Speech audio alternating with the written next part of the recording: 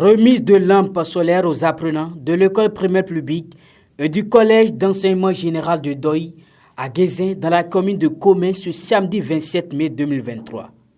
L'action menée par l'ONG Yad Africa s'inscrit dans le cadre de son partenariat avec Sa Majesté Togbe Agoga 8 Paoumé, roi de la localité. Nous avons décidé de soutenir ces élèves parce que leur roi est un ami à nous et qui nous avait sollicité de l'appuyer pour le développement de sa localité.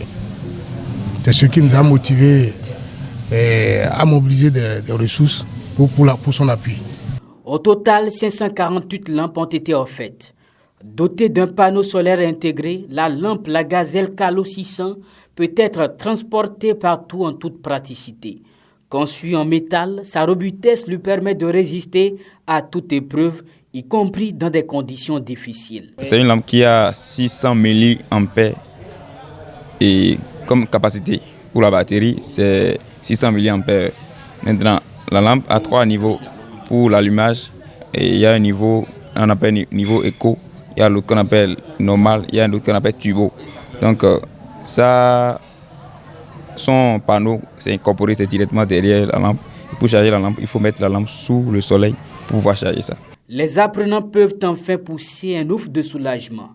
Adieu l'obscurité quand il s'agit de réviser ses cours dans cette localité enclavée. Enthousiasmé, le chef de village se montre reconnaissant envers les donateurs. Mes remerciements vont à l'adresse de l'ONG Yad Africa et de son partenaire qui est la société française La Gazelle. Et je crois qu'il faut que des actions comme ça, surtout au niveau des populations villageoises, il faut que des actions comme ça viennent les soutenir dans les efforts qu'ils font pour l'éducation de leurs enfants. Donc moi, je tiens personnellement à les remercier. Ces lampes offertes vont permettre aux apprenants d'améliorer leur rendement scolaire. Les parents promettent accompagner les récipiendaires pour un bon usage. Je me posais la question de savoir comment ce matériel devrait être entretenu, parce que tout matériel a besoin d'être entretenu. Il nous faudra de l'aide pour apprendre et montrer aux enfants comment entretenir ce matériel mis à leur disposition pour que ça dure. Aujourd'hui, on parle de développement durable. Et donc, tout ce que nous faisons doit être dans la durée, dans la pérennité, pour avoir plus d'impact et d'impact positif. Donc, je renouvelle avec tous les autres, avec la communauté du village, nos remerciements à tous ceux qui ont contribué à l'événement d'aujourd'hui.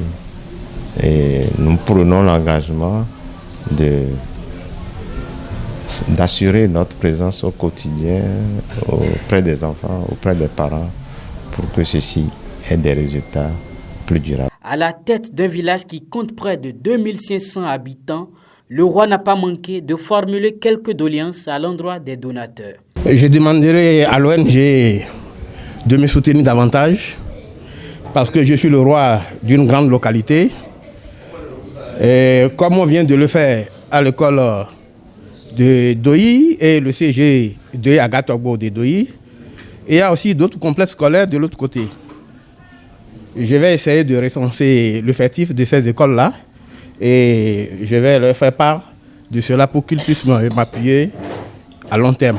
Premier responsable de la structure ayant fourni les lampes à l'ONG Yad Africa, Espérance Ouessou n'a pas marchandé sa disponibilité pour la remise officielle. Son objectif est clair. Étant partenaire technique, je pense qu'on avait le devoir d'être présent afin de rassurer notre partenaire qui est Yad Afrique, afin de rassurer aussi les bénéficiaires pour qu'ils ne disent pas, bon, est-ce que ce n'est pas des gadgets que Yad les a apportés, mais plutôt afin de prouver l'efficacité, la robustité des produits de la Gazelle que Yad a payé chez nous. Donc voilà notre présence.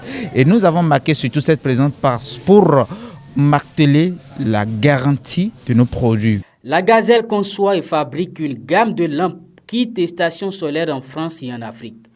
L'entreprise est basée en France et dispose de 3 ateliers de fabrication en Afrique de l'Ouest, à savoir le Burkina Faso, le Sénégal et le Bénin, avec à sa tête Espérance Ouissou.